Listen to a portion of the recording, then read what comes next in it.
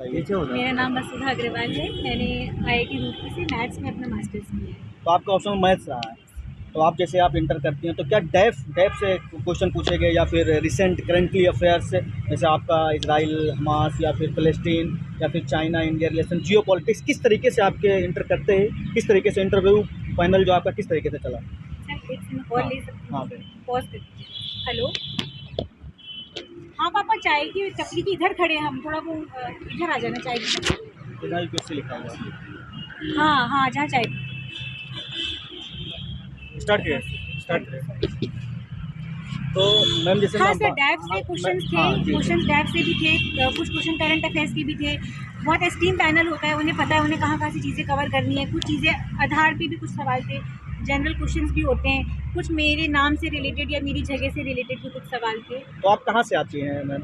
Sir मैं चित्तौड़गढ़ हूँ, राजस्थान। चित्तौड़गढ़ से किस तरीके से आप बता रहे हैं कि आप मेरी जगह से हो, आपके नाम से, तो आपके नाम से किस तरीके से क्वेश्चन और जगह से किस तरीके से सर क्वेश्चन? मेरा नाम वसुधा है, तो मुझसे पूछा गया था कि वसुधा कुटुंबकम से आप क्या समझती हैं। G20 का वो जो G20 का लोगो था, वो उन्होंने ये भी पूछा कहाँ यूज़ हुआ था। ये एक उपनिषद से आता है ये फ्रेज, तो उस उपनिषद का नाम मुझसे पूछा कहाँ से वो उपनिषद है, तो वो चीज़ें पूछी नाम से संबंधिथ। जो चेयरमैन सर थे उन्होंने पूछा वसुधा आपका नाम है, इसका अर्थ क्या है। मैंने बताया धरती।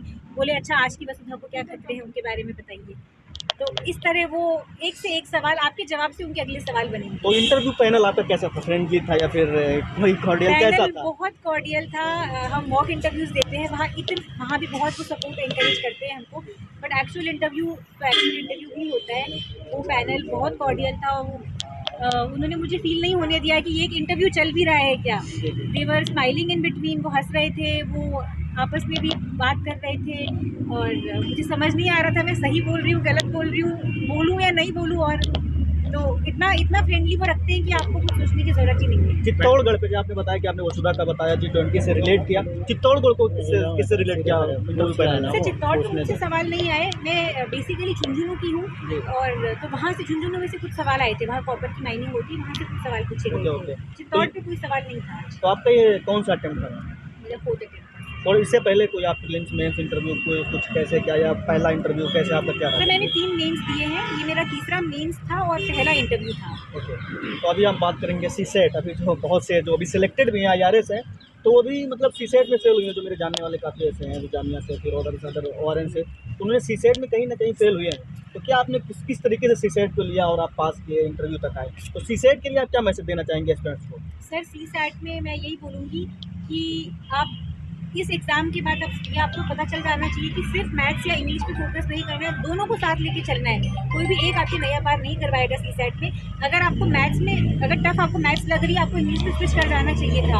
आगे भी ऐसा होगा, आगे के लिए काम आ सकता है कि पेपर को एज अ होल लेके चलें। उसमें से क्वेश्चन छाटिए मत कि पहले इंग्लिश कर देता हूँ, पहले मैथ्स कर देता हूँ, फिर बाद में इकट्ठे सवाल नहीं समझ आते।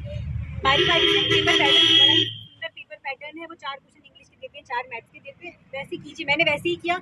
मेरा CSAT में अच्छा स्कोर भी था, तो मैं तो यही बोलूँगी। तो ये बात आप सीसेट जैसे आपने कोई बुक लिस्ट का सहारा लिया, फिर किसी कोचिंग का सहारा लिया, या कंप्रीहेंशन आपने न्यूज़पेपर का, या फिर स्पेशल कोई बुक पढ़ी कंप्रीहेंशन के लिए? सर मेरा मैथ्स अच्छा है, मेरा मैथ्स सब्जेक्ट है, मुझे CSAT में पर्सनली दिक्कत नहीं आती है। पर अगर आप लोगों को CSAट में दिक्कत लग रही है, आप कोचिंग का सहारा ले सकते हैं। आप मटेरियल जो कुछ बुक्स होती है, जनरल क्वेश्चन होते हैं, कोई भी टॉपिक पे आप नेट पे सर्च करेंगे, आपको 10-20 सवाल मिल जाएंगे। वो सवाल कर लीजिए, आपका कॉन्फिडेंस आ जाएगा। यानी आपने सीसेट, आपका मैथ बैकग्राउंड रहा, इसलिए आपका सीसेट बेहतर है। कंप्रीहेंशन होता ना, कंप्रीहेंशन पे सर आपने मेरा कोई कॉम्प्रीहेंशन भी न्यूज़पेपर की कोई ज़रूरत नहीं है, बेसिक कॉम्प्रीहेंशन होता है। उसमें न्यूज़पेपर से आप डेली पढ़ते ही हैं। वी एज एस्पिरेंट्स हम कोई ना कोई न्यूज़पेपर डेली बेसिस पे कवर करते ही हैं, वहाँ से आपकी वोकैब अच्छी हो ही जाती है। अलग से किसी को रेफ़र करने की ज़रूरत नहीं है, वो ऑटोमेटिकली आपको पता नहीं चलता, पर ओवर द टाइम आपका अच्छा हो जाता है। CSAT तो आई डोंट थिंक कोई इश्यू है। एक बुक की बात हम करते हैं कि NCERT, क्या आपके जीवन में NCERT आपने स्टार्ट कहाँ से की? 6 to 12 या फिर 9 to 12 या फिर 11-12, आपने NCERT कहाँ से पढ़ी? आपके NCERT के लिए आपका क्या राय होगी बिगिनर्स के लिए, या फिर जो दे रहे हैं? सर NCERT तो बेसिक बुक है ही, उसको तो हम अवॉइड नहीं कर सकते बिल्कुल भी। NCERT से आपकी कॉन्सेप्चुअल क्लैरिटी अच्छी होती है।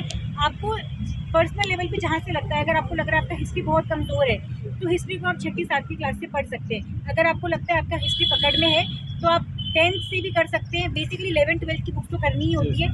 अगर ज्योग्राफी कम लग रहा है तो 10th की भी पढ़ लीजिए। 6th से पढ़ने की कोई ज़रूरत नहीं किसी भी किताब को।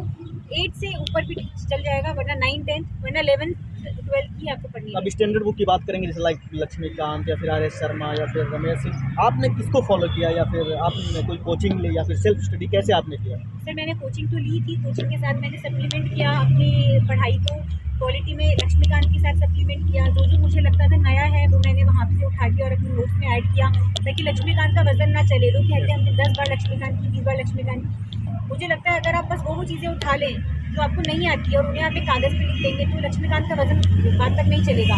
हिस्ट्री में स्पेक्ट्रम को मैंने रेफर किया, ज्योग्राफी में जीसी लियोंग से मैंने कुछ हेल्प की थी। ऐसे हर सब्जेक्ट का थोड़ा थोड़ा आइडिया किसी एक बुक से, इकोनॉमी में कोई एक जेड परीक्षित सर की बुक से मैंने उनको रेफर किया, कोई भी एक एडिशनल। ये तो बात रही मतलब स्टैंडर्ड बुक या फिर आप बेसिक बुक्स। आप मेंस में आप किस तरीके से आप मेंस को करती हैं, आंसर राइटिंग या फिर और कुछ आप मेंस किस तरीके से लिखती हैं? सर मेंस लिखना वो भी ग्रेजुअल प्रोसेस है। आप आंसर राइटिंग शुरू कर दीजिए सही टाइम पे, आप उसे चेक करवाते रहिए, सिर्फ लिखिए मत, चेक करवाइए उसे कि आप सही दिशा में जा रहे हैं नहीं जा रहे। और इम्प्रूवमेंट होगा डेफिनेटली, उसमें डेटा का, स्टैट्स का सब एडिशन करिए, रिपोर्ट्स उनको उन पर ऐड कीजिए।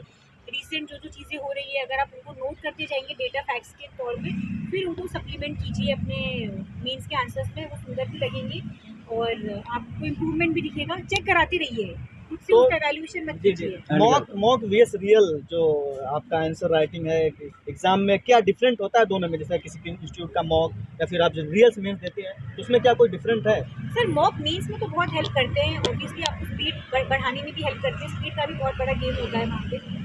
स्पीड में आपको मॉक्स हेल्प करेंगे डेफिनेटली, और आंसर स्ट्रक्चर में भी हेल्प करते हैं, फीडबैक भी हेल्प करते हैं। अगर आपको ज़्यादा लगता है तो मेंटरशिप भी वो लोग प्रोवाइड करते हैं, कई कोचिंग इंस्टीट्यूट का पर्सनल लेवल पे भी उनसे अपनी दिक्कत शेयर कर सकते हैं, तो आपको और कस्टमाइज वहाँ पे सोल्यूशन मिल तो जाएगा। ये जो आपकी जर्नी रही 4 साल, क्या कमियां रही हैं कि जो आपको यहाँ तक के 4 अटेम्प्ट तक आना पड़ा? कोई लोग फर्स्ट में, सेकंड में, फिर भी बहुत बड़ी बात है, अचीवमेंट है कि आप लगातार मेंस दे रहे हैं, इंटरव्यू दे रहे हैं। तो क्या कमियां रही जो आप इनको भर करके आप इंटरव्यू तक आएंगे? सर कोई एक बहुत बड़ी कमी नहीं थी, कमियाँ छोटी छोटी थी। छोटी कमियाँ बाद में बड़ी बन जाती है अगर आपका नहीं निकलता है तो मैंने फर्स्ट अटेम्प्ट में मुझे लगा कि ठीक है इन चीज़ों के बिना हो जाएगा शायद। फिर मुझे धीरे धीरे समझ आने लगा कि कुछ भी छोड़ना नहीं है सिलेबस में, कुछ भी नहीं छोड़ना है आपको, ना प्री में ना मेंस में। जो नहीं आ रहा है उसको बेसिक लेवल पे तैयार कर लीजिए ताकि एग्जाम में छोड़ना ना पड़े कोई सवाल। तो मैंने अपने कुछ जो थोड़े थोड़े ड्रॉबैक्स थे, मैंने उन सब्जेक्ट्स पे, उन टॉपिक्स पे काम किया मैंने, और फिर मुझे सिग्निफिकेंट इम्प्रूवमेंट दिखा मेरे उसमें। तो मैम लास्ट मैसेज क्या रहेगा जो अभी 2024 में लिंक दे रहे हैं या फिर जो भी बिगनर्स है उनके लिए आपका लास्ट मैसेज क्या रहेगा कि आप इस तरीके से करिए? आपका एक मैसेज जो हमारे व्यूअर्स को जाए या फिर जो आगे तैयारी कर रहे हैं, जो वीडियो देख रहे हैं, उनका लास्ट मैसेज आपका क्या रहेगा? सर लास्ट मैसेज और मोस्ट इम्पोर्टेंट मैसेज यही है कि आप बहुत सारे मटेरियल्स के पीछे मत भागिए। मटेरियल तो बहुत है मार्केट में, मत भागिए। अपने कुछ अगर कोचिंग कर रहे हैं तो वहाँ से नोट्स को ढंग से कंसोलिडेट कीजिए, खुद से पढ़ रहे हैं तो नोट्स बनाइए, उन नोट्स पे टिकिए, भरोसा रखिए। अगर आपका नहीं भी निकल रहा है उन नोट्स से भरोसा रखिए कि वही आपकी स्ट्रेंथ है। एक्स्ट्रा एडिशन मटेरियल आप टेस्ट के वाया ऐड कर लीजिए, पर हर साल अगर नहीं हो रहा है तो नए मटेरियल की तरफ मत जाइए, उसी में और इम्प्रूवमेंट कीजिए तो वो मटेरियल आपको पार लगवा देगा। Thank you ma'am, thank you, best wishes.